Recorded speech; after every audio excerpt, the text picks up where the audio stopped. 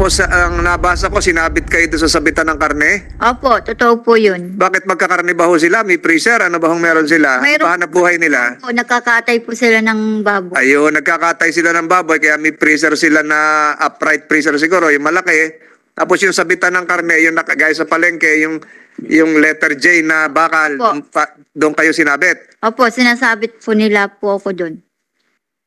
Tinatagyakan, hinahampas. Tapos po inuuntog sa freezer. Ano po? Sa freezer po, nakahigang freezer. Inuuntog po yung ulo ko sa CR. Tapos sa mga dingding kahit saan po. So, hindi na sana dagdagan yung kanyang pagkabulag kasi at that time nakakita pa raw siya ng konti. Ngayon totally wala na dahil nga sa pagiging pabaya mo. Kasi if you did your job, nasalba mo pa sana itong sinanay at sana nakakulong na ngayon yung mga Ruiz. Kasi pasok pa sinatawag na reglementary period yung palaging ginagamit ng mga pulis, katatapos na siguro pananakit sa kanya kaya siya lumayas, right there and then pinamedical mo at nakita sa medical certificate na bago lang siya sinaktan, madampot na agad, madala sa piskalya para ma-inquest yung mga Ruiz. Nay, Ma'am LV, nung kayo po tumakas, kabubugbog lang sa inyo noon? Opo. Okay. So, anong araw po kayo napunta sa barangay kung matatandaan nyo? Hindi ko napunta, basta po yung date lang po ang Okay, sige. Nung tumakas ka, kabubugbog lang sa'yo. Anong klaseng pambubugbog ginawa sa'yo? Yung pong hinihila-hila po ako. Tapos yun po. Inuntog-untog na nila ako sa CR. O, kita mo, Chairman, kung ginawa mo sana ang trabaho mo, nakakulong na sana yung mga Ruiz. Kasi nga, pasok pa sa tinatawag na reglementary period ng mga taga-PNP. O, pina-inquest mo na agad, base sa sumbong niya, pinamedical mo siya, alam mo naman yung protocol, di ba? Pamedical mo siya, kasama yung mga pulis, kasama pa siguro ka CHR, and then after mapamedical, lumitaw na talagang kabubugbog lang sa kanya, pina-inquest mo na ninyo ng PNP. O, hindi mo ginawa yun. Kaya nangyari, tuloy-tuloy pa rin sa pananakit yung si Ruiz. Tapos ngayon, may gana ka pang tatakbo ulit yung election. Ang kapal naman mukha mo, pare, at chairman. Huwag ka na tumakbo. Kasi hindi ka dapat maging chairman, honest. Hindi ko sa minamalit yung pagkatao mo, minamalit ko yung klase ng serbisyo na ibinibigay mo sa iyong mga constituent. You don't deserve to be a barangay chairman. Maski nga talo, hindi. Hindi talaga. Kung ako, bagay sa'yo, sanggano. Tapos tatawagin mong taong grasa itong kasambahay. Mas masahol ka pa sa taong grasa. Sinabi mo parang taong grasa galing sa malaking bibig mo kanina Oh, pupunta doon, lahat pala pupunta sa barangay na kaawa-awa ang sitwasyon, tatawagin mo taong grasa. You did it. Tinawag mo siyang taong grasa, marumi, sabi mo parang taong grasa. Galing sa iyo yan, hindi din galing sa amin yan. So ganun pala, pag meron pumunta dyan na mukhang kawawa, pulubi, na hingi ng tulong, taong grasa ang tawag mo. Palibhasa malinis yung pananamit mo. Antay-pur ka mapandait kang tao ka. Totoo yan. Hindi naman po. Diba? Tinawag mong taong grasa kanina. Ano? Akala mo taong grasa kasi marumi. Hindi nga po, yun nga po. Tapos sabi pinalinis mo. Hindi ka gumagamit ng masalitang taong grasa, Mr. Chairman. Dapat tatuhin mo lahat ng mga taong pupunta sa inyo ng maayos kasi yun yung trabaho mo, sinisweldohan ka para dyan. Lahat ng magreklamo, tatuhin mo na maayos, pinagamot mo, binihisa mo, paggamot mo, tawag ka CHR, tawag ka DSWD, tawag ka sa PNP. Yun naman talagang protocol Medical mo. Hindi mo ginawa. Bakit? Kasi pabayaan ka. Pwede ba ito kasuhan ng dereliction of duty? Para pati ito makulong? We'll be asking CHR kung ano yung mga hakbangin ginawa ng Commission on Human Rights with the indulgence of Senator Tulfo. Attorney Canapi, nakarating na po sa inyong kaalaman lahat po ito. Publicized po ito. Has there been any steps done by the Commission on Human Rights? Region 4B. We plan to conduct investigation on the case and we will monitor the case filed before the prosecutor's office, Your Honor. Tanong ni Senator Tulfo, pwede ba kayo mag-file din ng kaso? At Attorney Caliba, ikaw na lang po kasi nakatingin siya sa'yo. Doon po sa base sa kanya mga pinagsasabi, yung mga hindi niya ginawa na dapat ginawa niya bilang isang barangay chairman, would that suffice para siya ay masampahan ng dereliction of duty na kaso? Uh, as a lawyer, Mr. Chair, I think that could also be a ground. Okay. Pero tinitingnan po namin kasi is the human rights violation. But as to the question, that might be a possible ground, Mr. Chair. So, who will file that case against this barangay chairman in dereliction of duty? Kami po kasi ang mandato namin is main mandate is to investigate po. Investigate. That can also be part of the recommendations after the investigation. Okay. So you will recommend that after investigation doon sa lawyer na provide para kay Ma'am Eva. Pagtulungan niyo po, imbestigahan ko. We will coordinate with the lawyer of Nanay LV po. Okay. Yung abogado si Attorney Gimbol, kayo po ang legal counsel. For the record, Your Honor, the barangay chairman was also charged in the serious illegal detention I filed before the office of the city prosecutor of Mumbai. Meron na. Because I honestly believe, to be honest, he acted in conspiracy and collusion. Because according to LB, he called Mr. Ruiz.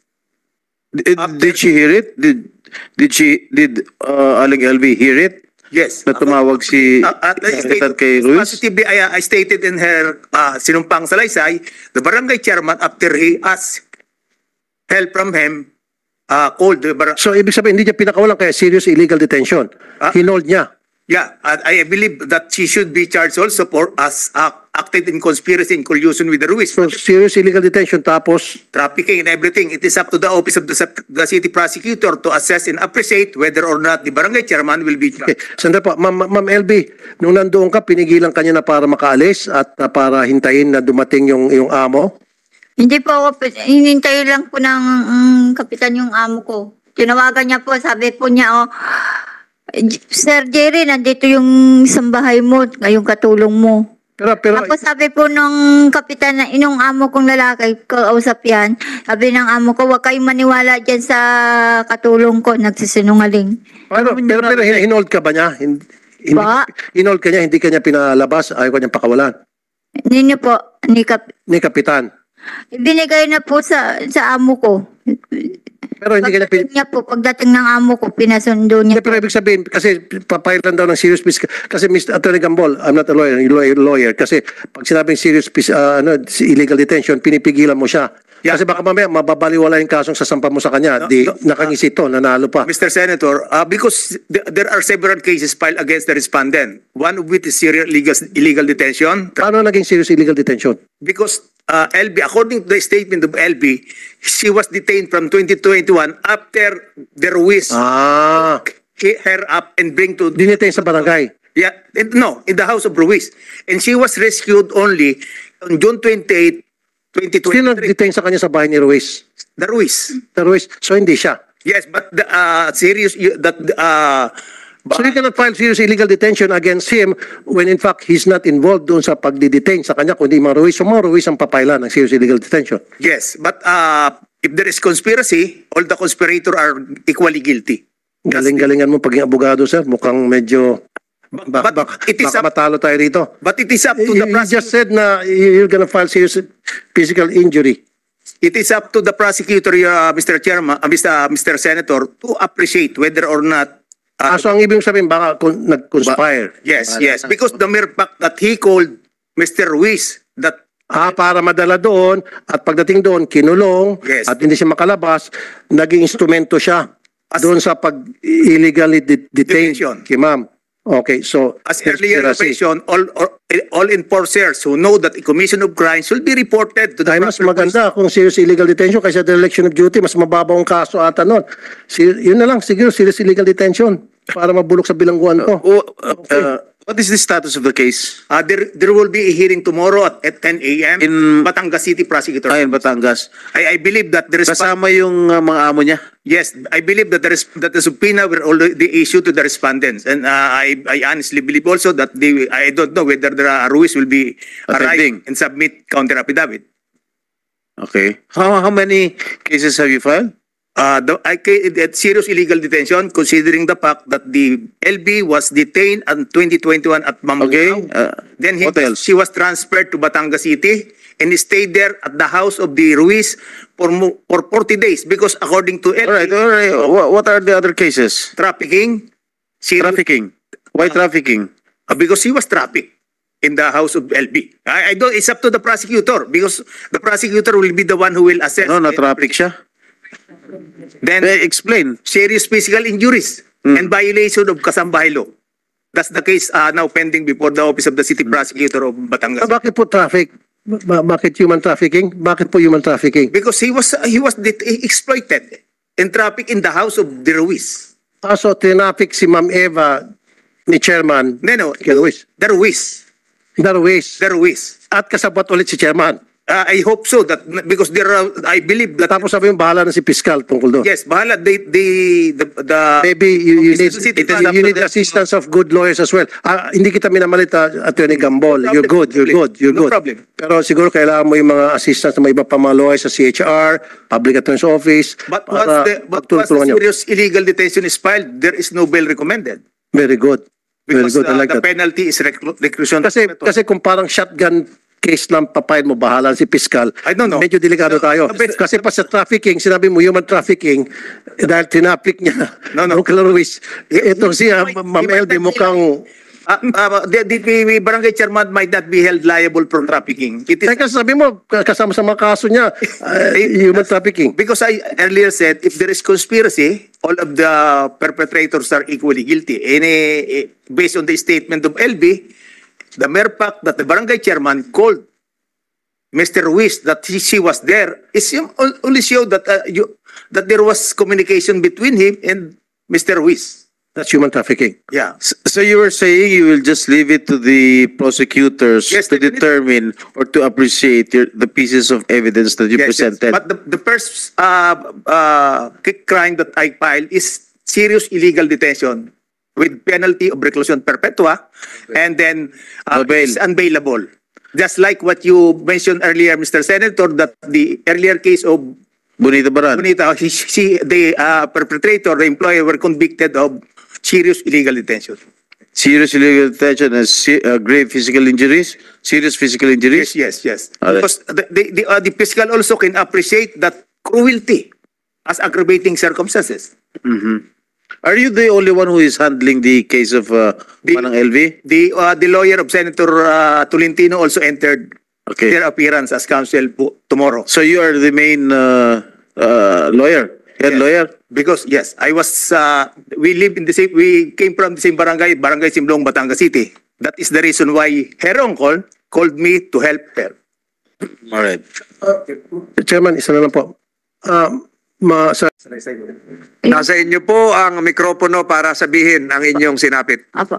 Yung una po, nung start ko po, nung nagtrabaho ako doon, 2017, August 7 yun. Nung una po, pagpasok ko doon, kabait-bait po sa akin. Nung huli na po, nung nagkunting mali lang po, nung 2020, sinasaktan na po ako. Kunting mali lang po, sinasaktan na po ako doon. Ang ginagawa po sa akin, itong tainga ko, suntok ng suntok po sa akin. Tapos po, yung pag konting mali po, yun, tuloy na tuloy po yung nananakit sa akin. Tinatagyakan, hinahampas. Tapos po, inuuntog sa freezer. Ano po? Sa freezer po, nakahigang freezer. Inuuntog po yung ulo ko sa CR. Tapos sa mga dingding, kahit saan po. Sino unang nanuntok? Yung babae, lalaki? Yung pong babae. Ito po ay nagsimula noong 2020. Ito na po yung COVID pandemic. Tama po. Opo, Kasi- na po nila ako pinalabas. Kasi siguro yung mga amo nyo ay hindi rin lumalabas ng bahay kasi lockdown noon. Opo. So tuloy-tuloy po 'yan hangga't kailan po kayo nawalan ng vision, hindi na kailan kayo nabulag ng paningin? Kailan kayo nawalan ng paningin? Ito pong kaliwa, kasabay po ng tainga ko. Nung Pebrero po, to 2020 din po. 2020. Yung kanan, Yung pong noong 2021 po. hindi kayo pinatingnan sa doktor, hindi kayo Po. yung mga ngipin po doon sa kanilang kamay din po Opo. nangyari po 'yan. Opo, sa babae po. Tapos ang nabasa ko, sinabit kayo doon sa sabitan ng karne. Opo, totoo po yun. Bakit magkakarne ba ho sila? May freezer? Ano ba hong meron sila? Mayroon- Pahanap buhay nila? Opo, nakakatay po sila ng baboy. Ayun, nagkakatay sila ng baboy, kaya may freezer sila na upright freezer siguro, yung malaki. Tapos yung sabitan ng karne, yung nakagaya sa palengke, yung letter J na bakal, Opo. doon kayo sinabit. Opo, sinasabit po nila po ako doon. Hindi po kayo nagsuplong sa inyong mga kamag-anak, sa pulis?